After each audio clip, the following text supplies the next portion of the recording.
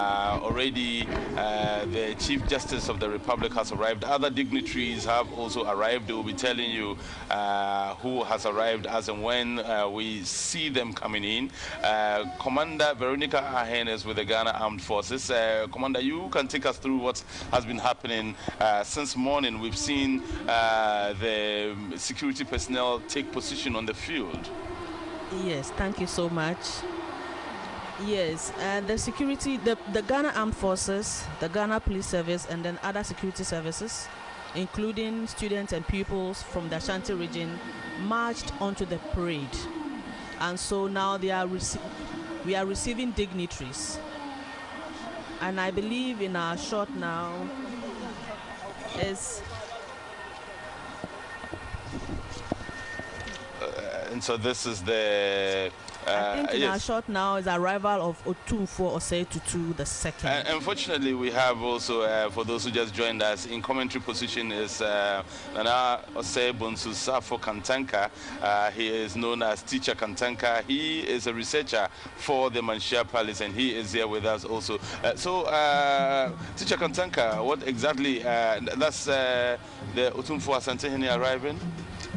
Yeah, you see him arrive with a number of people around him holding shields.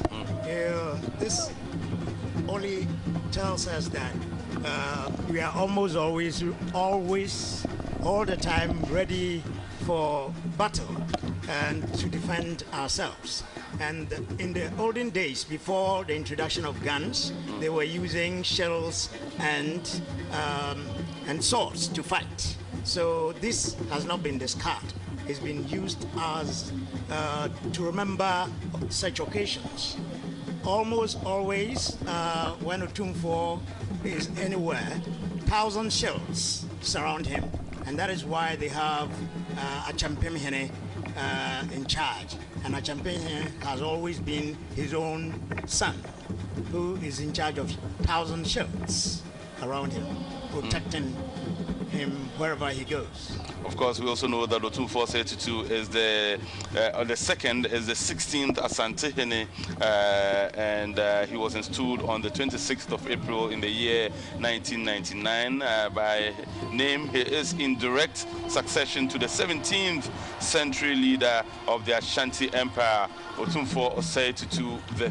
But this is Nana Asantehene Otumfuo Osei Tutu II, who has just arrived in at the venue for the 63rd Independence Day Parade. So who else came with him? He's arriving with Lady Julia. His wife, yes, his wife. Of course. And what's the significance of the drumming and all the appellations when Otumfuo arrives at a venue? Well, the drumming is to recount the past glory. And those who understand the language of drum would be able to tell you, it tells a whole history. In the olden days, it used to be our mobile phones. That is, drums could be played and relayed, and within 15 minutes, it will reach Ivory Coast. Yeah, because they calculated to know that within a radius of 6 miles, the sound goes down. So at every 6 miles radius, they stationed a drummer who will relay to the next 6 miles radius. So this is how they communicated. And so when we study culture and we hear about the talking drum, it's actually not... on the surface, the meaning is real. It's talking drum. These drums do send out messages. They were our mobile phones, and they are still our mobile phones. And you see a variety of Ghanaians who have arrived at the 40,000 capacity Baba Yara Stadium here in the Ashanti region. It's in Kumasi, the capital, and Kumasi is a very historic town. It is in this vicinity that it was assumed that it is said that Okomfo Anokye received that golden stool. Yeah, he did not receive it. He prayed to the Almighty God, and it descended from the heavens. And that is what we've been told, and that is what we believe in. All right, so... it descended on the laps of the king the first king of Ashanti, King Osei Tutu the First. Ashanti region has a very rich history, especially when the independence of Ghana is mentioned. We know about all the efforts of the modern politicians from this part of the country, but also from the traditional rulers who had to fight the British and ensure that Ghana gained independence. Yasantua, the Queen Mother of Ejuso, readily comes to mind in these times, doesn't she? Yeah, she does come to mind. It started long before Yasantua, and that is between 1806 and 1900. There were a series of wars. It is believed that major wars were fought between the Ashantis and the British. The aim of the British was to dominate every part of Africa, and Ashantis resisted this domination, so that 7 major wars were fought within this period, and it is believed that Ashantis won 3 times and the British 4 times. Right, and we'll come back to all the things that led to Ghana's attainment of independence, but we're talking about Ghana. Who really are we, and what really does Ghana stand for? Selikam, do we know? Yes, of course. The Republic of Ghana is located in the West African sub-region along the Gulf of Guinea. It is bordered by Burkina Faso to the north and the Republic of Togo to the east and Cote d'Ivoire to the west. Now, Ghana was inhabited in pre-colonial times by a number of ancient kingdoms. So predominantly the Akan kingdoms, including the inland Ashanti Empire, the Akwemu, the Achim, the Bunuman, the Dinchura, and the Fanti, among others. Non-Akan states created by the Ghana were also existed, as did the Gunja, the Gomba, and others. Now, prior to contact with Europeans, trade between the Akan and various African states flourished due to the Akan's gold wealth. Now, trade with European states began after contact with the Portuguese in the 15th century. You know, the British then established the Gold Coast Crown Colony in 1874 over parts, but not all, the entire country. And the Gold Coast achieved independence from the United Kingdom in 1957, 63 years ago. All right, and that's exactly why we are here and what we are commemorating at this point in time. But the entire event is in the hands of the Ghana Armed Forces. Commander Veronica with me here in commentary position. So we've seen the military personnel lined up. We've seen the police, fire service, ambulance service, and all the other security agencies lined up. And we've heard about the parade commander. Do we know who he is? Yes. The parade commander is in the person of Group Captain Edu Jemfi.